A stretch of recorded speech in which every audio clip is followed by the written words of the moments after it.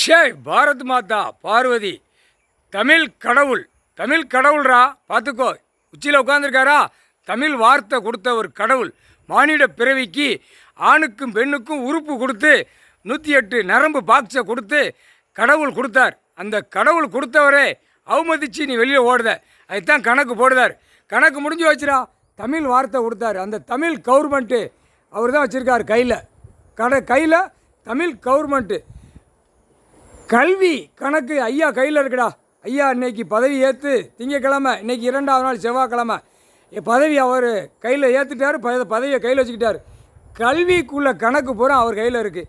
எல்லாவனும் டெல்லியிலேருந்து தமிழ்நாடு வரைக்கும் தமிழ் வார்த்தையிலே சொல்லியே தூக்குவார். தமிழ் வார்த்தையில் தமிழ் உள்ள கணக்கிலே சொல்லி டெல்லியிலேருந்து தமிழ்நாடு வரைக்கும் அரசியல்வாதி பல கோடி எல்லாருமே அந்த இராணுவ முப்படை வரையில் தமிழ் வார்த்தையில் சொல்லியே கணக்கு விட்டு தூக்குவார். தமிழ் கவர்மெண்ட்டு முக்கால் சத்தியம்.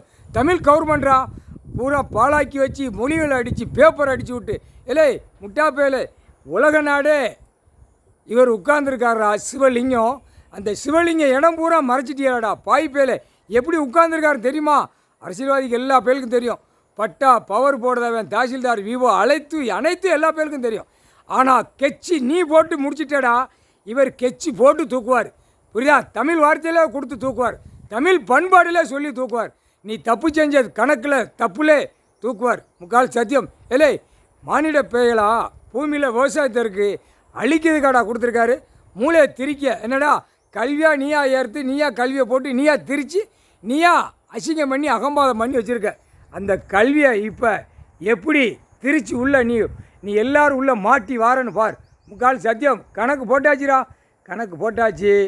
கல்வி கணக்கு பிரம்மா சரஸ்வதி உள்ள கணக்கு. பிரம்மா உள்ள அண்ணங்கிட்ட அண்ணிக்கிட்ட 2 பேர் என்கிட்ட கணக்கை ஒப்படைச்சிட்டு போயிட்டாங்க. அவங்க கணக்கு முடிச்சிடணும். கல்வி வச்சு தானே நாசம் பண்ணுதான். அந்த கல்வியை வச்சே இவர் தூக்குவார். கல்வி இவர் கையில் இருக்கடா. இப்போ கடவுளுடைய கையில் இருக்குது. ஸ்ரீ ஈஸ்வரன் பரமசிவன் கையில் இருக்குது கல்வி. இப்போ இந்த கல்வியை எப்படி மாட்டி தூக்குதாருன்னு பார். நீ வச்ச கல்வியை அசிங்கம் பண்ணி வச்சுருக்க. இவர் நீ தப்பு செஞ்ச கணக்கில் கல்வியை வச்சே தூக்குவார். Delhi to Tamil Nadu, Tamil Nadu to Delhi. முக்கால் சத்தியம்.